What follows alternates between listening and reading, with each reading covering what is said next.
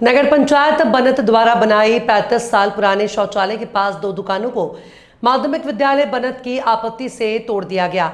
जानकारी के अनुसार आपको बता दें कि इस 35 साल पुराने शौचालय का निर्माण पूर्व मंत्री स्वर्गीय बाबू हुकुम सिंह के नेतृत्व और निर्देशन और नेडा योजना के द्वारा बनाया गया था, क्योंकि इस जगह पर गैस संयंत्र लगना था जिससे आमजन को गैस की आपूर्ति सुनिश्चित कराई जा सके।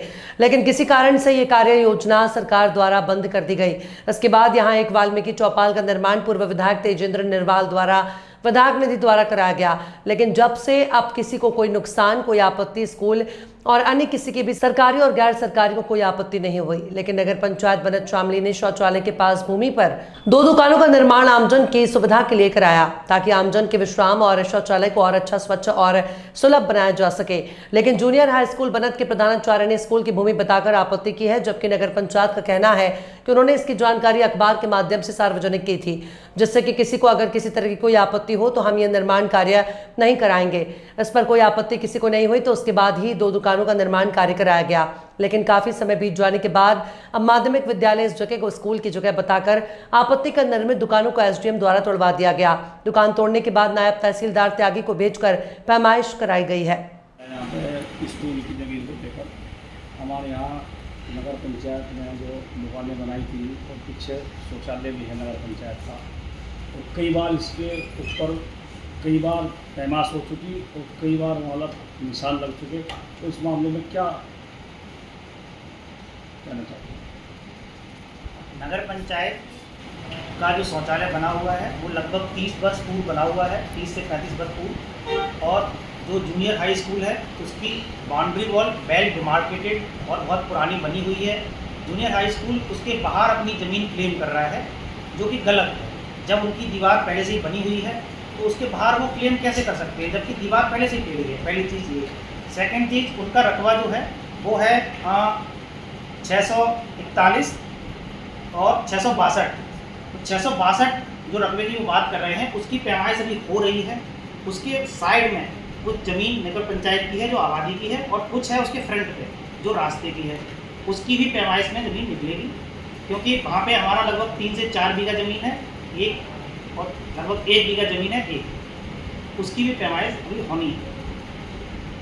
तो ये साहब बताया जा रहा है कि 36 साल पहले शौचालय बनाया गया था, उसके बाद जो है पिछले वाल्मीकि मंदिर कह लो या क्या चौपाल कह लो, वो बनी हुई है, वो काफ़ी पुरानी दिखाई दे रही है। तो जैसे कि इन्होंने पहले दुकान बनाने से पहले कोई आपको कोई सूचना वगैरह दी थी कि भाई ये दुकान गलत उससे बन रही है? नहीं, हमारी दुकानें बनने से पहले हमने अखबार में प्रकाशित करवाया था। पेपर में प्रकाशित होने के बाद किसी का कोई आपत्ति नहीं आया। पेपर में वेल तरीके से लिखा हुआ है, अच्छी तरीके से लिखा हुआ है कि नगर पंचायत वहाँ पे दुकानें बना रही है। दुकानें बनने के कुछ दिनों बाद फिर लोगों को आपत्ति हुई, दुकानें बनते समय भी नहीं हुई। और जब उसके ज़मीन के पीछे शौचालय बना हुआ है उस पर कोई आपत्ति नहीं थी। उस शौचालय पर नगर पंचायत समय समय पर पैसा व्यय करती थी। और उसके पीछे वाल्मीकि चौपाल बनी हुई है, वो विधायक निधि से बनी हुई है, उस पर भी किसी को कोई आपत्ति नहीं थी। कोई ऐसे बताया जा रहा है कि वो रास्ता है इसके बीच में कोई जो सुविधा के हिसाब से, कोई ऐसा भी है कुछ? जी, वो हमारे रास्ते का नंबर है 663, जो रकबा है 0.0102 हेक्टेयर।